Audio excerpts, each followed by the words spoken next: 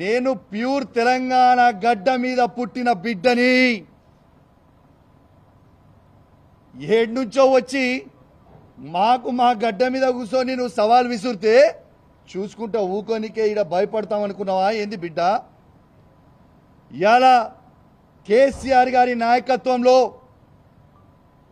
నిన్న నేను పొద్దున్నే కేటీఆర్ గారితో హరీష్ రావు గారితో ఫోన్ మాట్లాడి పర్మిషన్ తీసుకొని మరీ చెప్తా ఉన్నాను.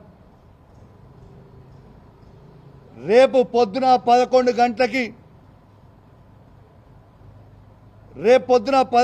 గంటలకి మా మేడ్చల్ జిల్లా పార్టీ ఆఫీస్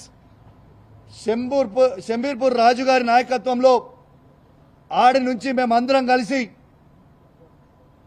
వేలాది మంది కార్యకర్తలు అందరం కూడా మన బీఆర్ఎస్ పార్టీ ఎమ్మెల్యే గాంధీ గారి ఇంటికి పోదామని చెప్పి సందర్భంగా తెలియజేస్తా ఉన్నాను. రేపు దయచేసి కోరుతా ఉన్నాను, బీఆర్ఎస్ పార్టీ ప్రతి కార్యకర్త, జీహెచ్ఎంసీలో ఉన్న ప్రతి కార్యకర్త, ఇలా ఉమ్మడి రంగారెడ్డి జిల్లాలో ఉన్న ప్రతి బీఆర్ఎస్ పార్టీ కార్యకర్త రేపు అందరం కలిసి 11 గంటలకి గాంధీ గారి ఇంట్లోకి ఖచ్చితంగా రేపు పోదాము.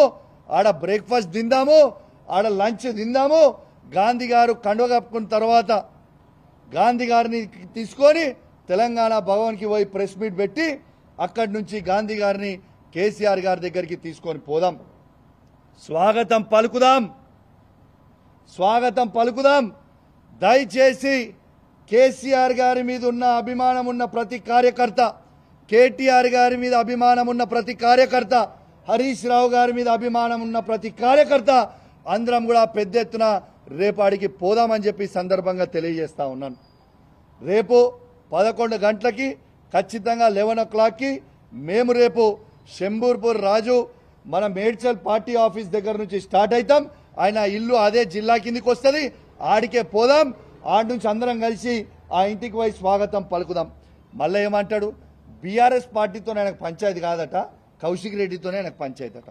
నీకు నాకేమైనా భూమి తగాదాలు ఉన్నాయా? నీకు నాకేమైనా అన్నదమ్ముల పంచాయతీలు ఉన్నాయా?